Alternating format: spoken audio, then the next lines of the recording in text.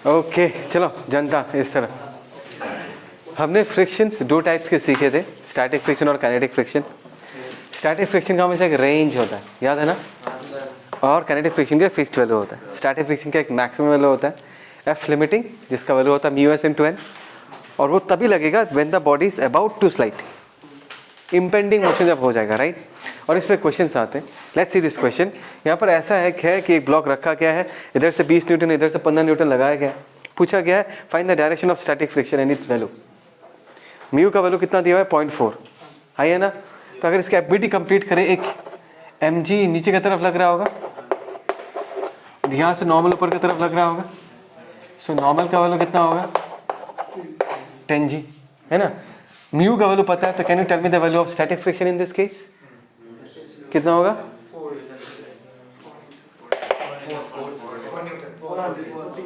0.4 into 10g, right? ये कितना हो गया? 40 न्यूटन। लेकिन अगर तुम इसको स्टैटिक फ्रिक्शन बोलोगे ना तो ये गलत हो जाएगा। तुमको कैसे पता कि ये इम्पेंडिंग मोशन हुआ या नहीं? पता है क्या? Do you know that this block is about to slide? ये तो स्टैटिक फ्रिक्शन का एक पर्टिकुलर वैल्यू है। तो तुमने जो यहाँ पर वैल्यू निकाला है वो क्या है? गलती मत करना, एग्जाम में ये 40 न्यूटन का भी ऑप्शन होगा। ये मैक्सिमम वैल्यू है स्टैटिक फ्रिक्शन का। इसका मतलब ये नहीं है कि अभी इस सिचुएशन में ये फोर्स लगेगा। तुमको देखना पड़ेगा सप्लाई कितना है उसके अकॉर्डिंग डिमांड होता है, सॉरी डिमांड जितना है उसके अकॉर्डिंग सप्लाई होता है। Is that clear? तो इसी बॉडी का भी हम टॉप व्यू देखते हैं तो देखने में आसानी होगा। टॉप व्यू ऊपर से देखेंगे तो कैसे दिखेगा? ये हो गया सर, नॉर्मल हमारे तरफ पॉइंट कर रहा है, 10g बोर्ड के अंदर पॉइंट कर रहा है, बोलो रे। यहाँ पर कितना है? 20, यहाँ पर कितना है? 15 Newton, right? That means body का जो स्लाइड करने का टेंडेंसी है या बॉडी पे जो नेट फोर्स लग रहा है वो किस तरफ है? 20 और 15 का रिजल्टेंट जिस तरफ है। और इसका एंगल भी आराम से हम निकाल सकते हैं, थीटा। tan थीटा कितना होगा? परपेंडिकुलर बाय बेस 15/20, 3/4 कितना होगा? 37 डिग्री पे लग रहा है। और इसका वैल्यू कितना होगा? Root over of 20 square plus 15 square, 400 plus 225, 625। Root over of 625 कितना होता है? 25 न्यूटन। तो ये लग रहा है 25 न्यूटन, हाँ या ना? दैट मीन्स इस ब्लॉक को स्लाइडिंग से अगर रोकना है, अगर फ्रिक्शन चाहता है कि ये ब्लॉक इस सरफेस के ऊपर स्लिप ना करे, स्लाइड ना करे, ना घिसे, उसको रोकने के लिए फ्रिक्शन को सप्लाई कितना करना है? 25 सप्लाई करना है, 40 नहीं चाहिए। समझ में आता ही नहीं आता? Because friction is what? Self adjusting. तो एग्जैक्टली इसके ऑपोजिट डायरेक्शन में फ्रिक्शन कितना अप्लाई कर देगा? स्टैटिक फ्रिक्शन कितना अप्लाई कर देगा? 25 न्यूटन अप्लाई करेगा, बिकॉज डिमांड 25 का था। तो सप्लाई भी कितना होगा? 25 का ही होगा। 40 मत करना एग्जाम में, राइट? कभी भी करोगे तो इस बात का तुमको ध्यान रखना है, ठीक है? ओके, बढ़िया। अभी नेक्स्ट क्वेश्चन देखते हैं। Find the maximum force a man can exert on the rope so that the board does not move on the floor.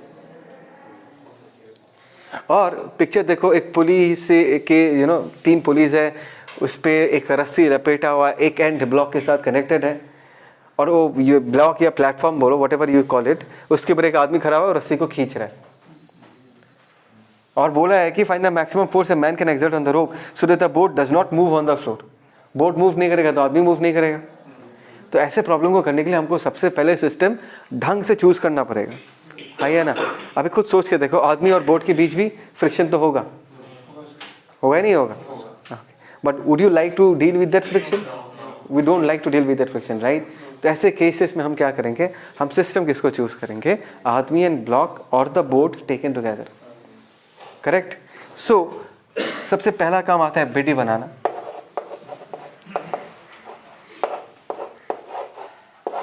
Boat का मास, आदमी का मास, जमीन से एक नॉर्मल, हाथ से एक टेंशन, फ्रिक्शन हम बाद में ड्रॉ करेंगे। तो क्योंकि हमको सबसे पहले क्या सोचना है? फ्रिक्शन का डायरेक्शन निकालने के लिए क्या सोचना है कि अगर मार खाएगा तो क्या सिखाया था लाइन? अगर फ्रिक्शन नहीं, क्या बोला मैंने? फिर से बोला, अगर फ्रिक्शन नहीं होता तो एक सरफेस दूसरे सरफेस के ऊपर कैसे मूव करता। यही लाइन याद रखना है, आगे और दिमाग नहीं लगाने का। अगर फ्रिक्शन नहीं होता तो किस तरफ जाता? तो खींच रहा है ना, हाथ पे टेंशन इधर लगा, इधर भी तो टेंशन होगा एक, रस्सी तो इधर भी कनेक्टेड है, ये छूट गया था, तुमको बोलना चाहिए था। ये ज़मीन है, अगर फ्रिक्शन नहीं होता तो ज़मीन को दिखता कि प्लेटफॉर्म का जो बॉटम सरफेस है वो किधर जा रहा है, राइट की तरफ। फ्रिक्शन किधर लग जाएगा, लेफ्ट। ये हो गया फ्रिक्शन। अभी बोला find the maximum force man can exert. भाई खुद सोच के देखो, ये टेंशन बोट को आगे नहीं मूव करवा सकता। बोट को आगे मूव करने के लिए जो टेंशन रिस्पॉन्सिबल वो ये है, मैक्सिमम टेंशन बोला है, मतलब this boat will be about to slide. उस वक्त जो फ्रिक्शन लग रहा होगा, it has to be limiting. तो यहाँ पर कोई कंफ्यूजन ही नहीं है, यहाँ पर हम इसको क्या मान लेंगे, एफ लिमिटिंग ही मान लेंगे। हो गया सॉल्व। क्या मैं नॉर्मल इक्वल टू mg कह सकता हूँ? गलती मत करना, गलती मत करना। बहुत लोग ये इतना बार नॉर्मल mg निकलता है कि हर बार नॉर्मल mg लिख देते हैं। भाई नहीं होता यार, देखना पड़ेगा तुमको। यहाँ पर n plus T is equal to what, capital mg plus छोटा mg। तो अगर वर्टिकल डायरेक्शन में फोर्स बैलेंस करें, n plus T is equal to m plus छोटा m इंटू जी।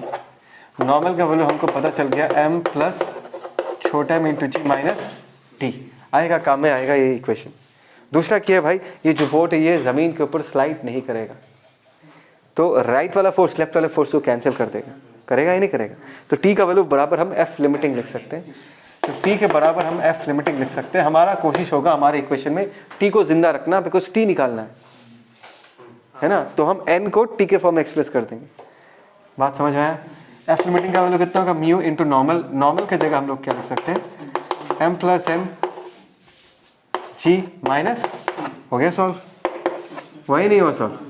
तो यहाँ पर न्यू टी है, इधर लेके आ जाऊंगा, टी कॉमन लेने हो तो कितना आ गया, 1 प्लस म्यू। और यहाँ पर कौन बचा, M plus M mu into g. बस ऐसे ये सॉल्व द प्रॉब्लम। बोलो तुमको यहाँ से सीखने को क्या मिला? तुमको यहाँ से ये सीखने को मिला कि भाई नॉर्मल हमेशा mg के बराबर होता नहीं है। फ्रिक्शन लगाना तो पहले ये सोचना कि अगर फ्रिक्शन नहीं होता तो क्या होता, और तुम कैसे डिटेक्ट करोगे कि लिमिटिंग होगा या उस रेंज के अंदर कहीं कोई कुछ वैल्यू होगा। ये तो इम्पेंडिंग मोशन है ही, लेकिन यहाँ पर तुम कुछ नहीं कह सकते। इम्पेंडिंग हो भी सकता है, नहीं भी हो सकता है। तो तुमको सबसे पहले चेक करना पड़ेगा क्या वो एफ लिमिटिंग के कैपेसिटी के अंदर आ रहा है, एफ लिमिटिंग के बराबर है, या एफ लिमिटिंग के कैपेसिटी से बाहर है। एफ लिमिटिंग के कैपेसिटी से बाहर है तो ब्लॉक मूव कर जाएगा। Is that clear? तब काइनेटिक फ्रिक्शन लगेगा। Is that clear कैन्यूल?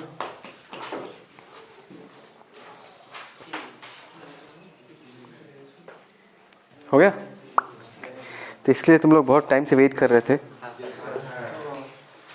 देखो this is basically too simple है, सिर्फ एक ही चीज़ याद रखना है, फ्रिक्शन हमेशा क्या चाहता है कि सब एक साथ रहे, कोई स्लिपिंग ना हो, राइट? तो कहानी ऐसा कि दो ब्लॉक्स है, दोनों सरफेसेस के बीच फ्रिक्शन दिया हुआ। ज़मीन में मैंने फ्रिक्शन माना नहीं, पहले लेवल 1 लेवल 2 में, मतलब जब थोड़ा ये समझ में आ जाएगा उसके बाद मैं दोनों सरफेसेस में फ्रिक्शन ले लूँगा। पहले फिलोसॉफी यहीं से समझेंगे। और हमने एक बार बॉटम वाले ब्लॉक पे एफ फोर्स लगाया। क्वेश्चन तो यही है कि find F max such that both the blocks move together. ये तो फील कर सकते हो, अगर एफ बहुत कम होगा तो दोनों ब्लॉक बहुत बढ़िया से एक साथ आएगा। बहुत ज़ोर से खींचोगे नीचे वाले ब्लॉक को तो ऊपर वाला भी आगे आएगा लेकिन स्लिपिंग हो जाएगा। नीचे वाला जल्दी आगे भाग जाएगा, ऊपर वाला पीछे रह जाएगा, मतलब वो भी आगे जाएगा लेकिन पीछे रह जाएगा वो। Is that clear? तो बीच में ऐसा एक एफ आएगा जब बीच में बोलना सही नहीं होगा। इनिशियली एफ का वैल्यू बहुत छोटा होगा, तब दोनों एक साथ मूव कर रहे होंगे, तो ऐसा एक बाउंड्री टाइम आएगा ना कि इस एफ के बाद दोनों ब्लॉक्स एक साथ मूव नहीं करेंगे, स्लिपिंग चालू हो जाएंगे। तो वो पूरा कहानी समझा रहा हूँ तुमको, ठीक है?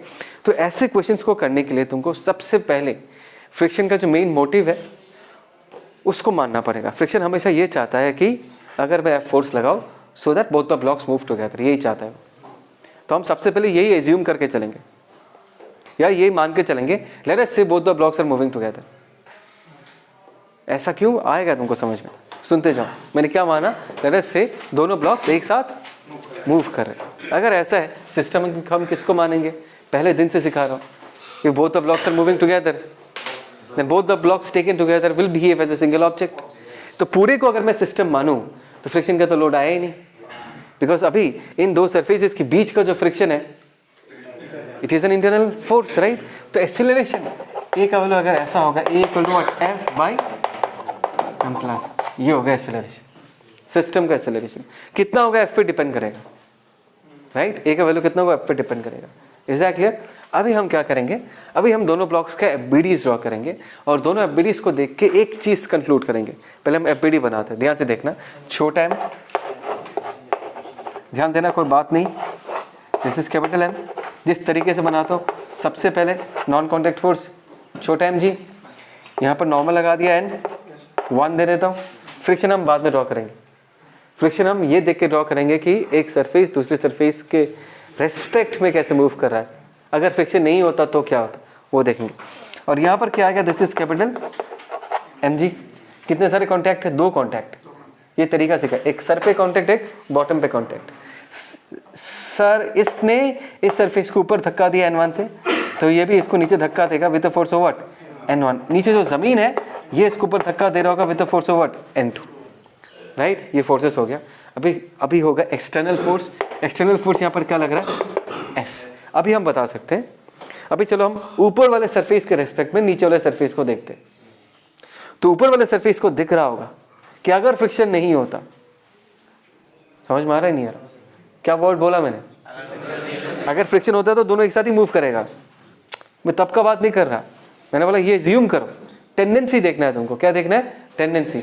तो हम क्या एज्यूम करेंगे कि अगर दोनों सरफेसेस के बीच फ्रिक्शन नहीं होता तो ऊपर वाले सरफेस को दिखता, नीचे वाला सरफेस आगे जा रहा है, तो यहाँ पर फ्रिक्शन F इधर लग जाता, यहाँ पर फ्रिक्शन F इधर लग जाता। Is that clear? पक्का? Now here comes the most important point of this problem solving. Now my question to all of you is that इन दोनों ब्लॉक्स में से सिर्फ ऐसा एक ब्लॉक है, दोनों में से सिर्फ एक ऐसा ब्लॉक है जो सिर्फ एंड सिर्फ फ्रिक्शन पे डिपेंड करता है अपने मूवमेंट के लिए। तो देखिए समझ में आ रहा है, राइट? ऊपर वाला ब्लॉक सोलली किस पे डिपेंड करता है, फ्रिक्शन पे डिपेंड करता है। करेक्ट? अच्छा, एंड तुम लोगों को ये भी पता है कि भाई फ्रिक्शन जो है उसका वैल्यू अनलिमिटेड नहीं होता, फ्रिक्शन का एक लिमिट होता है। इस ब्लॉक को आगे लेके जाने वाला फोर्स फ्रिक्शन है, और तुम ये भी मानते हो कि सर ये जो फ्रिक्शन है ना इसका एक लिमिट होगा, उससे ज़्यादा ये बढ़ नहीं सकता। करेक्ट? अगर ऐसा है, इस फ्रिक्शन का अगर एक लिमिट है, तो ये ब्लॉक मैक्सिमम कितने एक्सेलरेशन से जा सकता है, उसका भी तो एक लिमिट होगा कि इससे ज़्यादा एक्सेलरेशन से ये ब्लॉक जा नहीं सकता। एक बार वो निकाल लेते, समझ में आया? तो ध्यान से देखो ना, F लिखा है, F लिमिटिंग का वैल्यू कितना होगा, ध्यान देना। कौन से सरफेस का F है, ये सरफेस का F है। तो इन दोनों का प्रेसिंग टेंडेंसी कौन डिसाइड करेगा, N1, N2 नहीं। दोनों सरफेसेस का जो प्रेसिंग टेंडेंसी है वो कौन डिसाइड करेगा, N1। तो हमने लिखा F limiting is equal to mu into N1। यहाँ पर दिख रहा है N1 इज इक्वल टू छोटा mg, हमने लिख दिया म्यू छोटा mg। ध्यान देना, ये जो है that is the maximum force which can act on this upper block. So upper block के पास मैक्सिमम एक्सीलरेशन कितना हो सकता है, maximum acceleration of small m block कितना होगा, mu mg divided by what, m। बात को समझो, ऊपर वाला ब्लॉक इससे ज़्यादा एक्सीलरेशन से मूव नहीं कर सकता। Is that clear? Now the idea is very clear. अगर तुमने ऐसा एक फोर्स लगाया जिसके कारण सिस्टम का एक्सीलरेशन म्यू जी से कम हुआ, तो ऊपर वाला नीचे वाले का साथ देगा, बिकॉज वो जा सकता है उस एक्सीलरेशन से। बात समझ में आ रहा है? तो तुमने फोर्स लगाना चालू किया। अच्छा, मैं एक काम करता हूँ, निकाल ही लेता हूँ, F मैक्स निकाल लेता हूँ। F मैक्स कौन सा F होगा, वो F होगा जब सिस्टम का एक्सेलरेशन म्यू जी तक पहुंच चुका होगा। बात समझ में आया? बिकॉज ऊपर वाले ब्लॉक का मैक्सिमम एक्सेलरेशन म्यू जी ही हो सकता है। तब तक ऊपर वाला नीचे वाले का साथ देगा, तब तक ऊपर वाला नीचे वाले के साथ मूव करेगा। तो यहाँ पर A की जगह हमने क्या पुट कर दिया, A मैक्स। F की जगह क्या हो जाएगा, F मैक्स। ये किसका मैक्सिमम वैल्यू है भाई, जब तक दोनों ब्लॉक्स एक साथ मूव करेगा। तो A मैक्स की जगह हम लोग क्या लिखते हैं, that is mu g, that is what, F max divided by what, M plus M।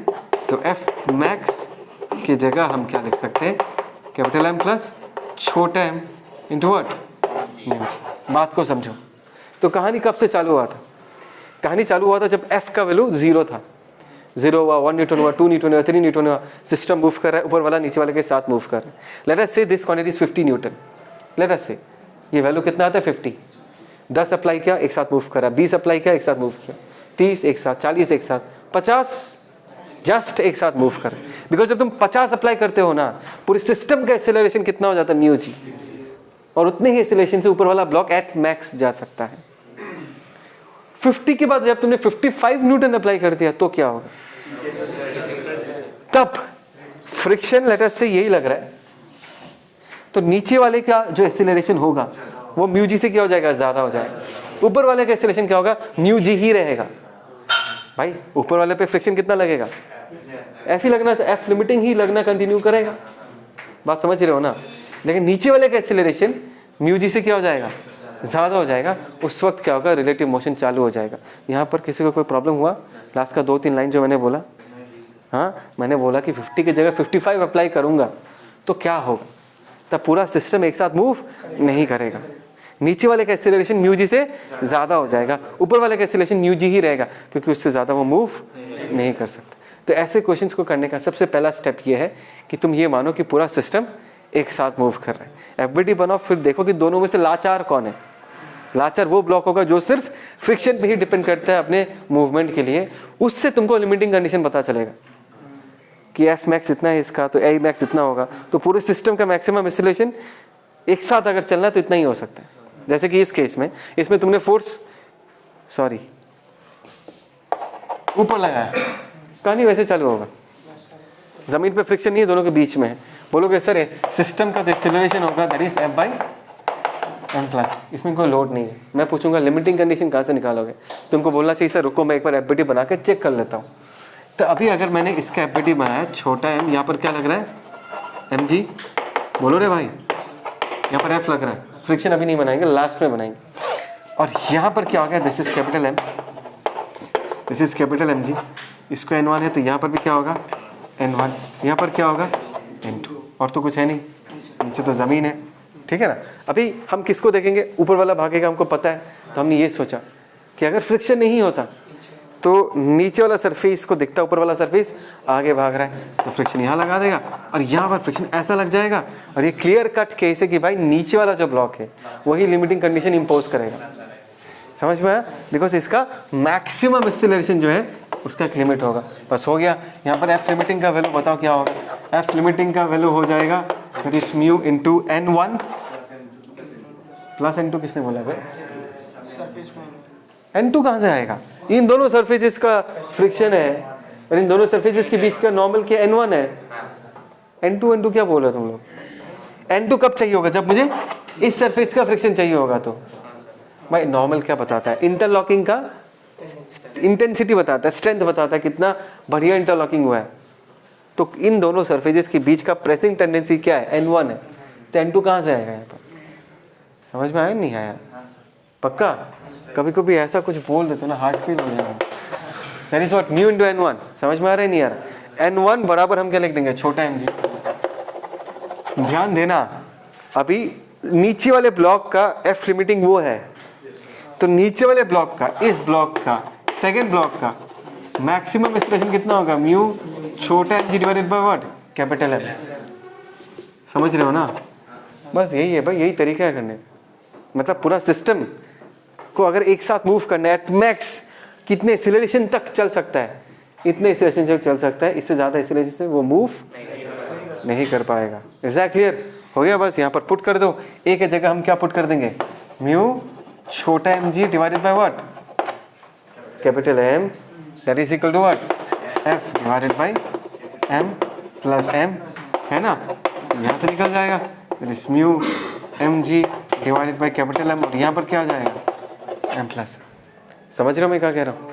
So this is the maximum acceleration. मतलब फोर्स का वैल्यू ग्रेटर देन और equal to 0 but less than और equal to this quantity, the system will be moving together without any relative slipping.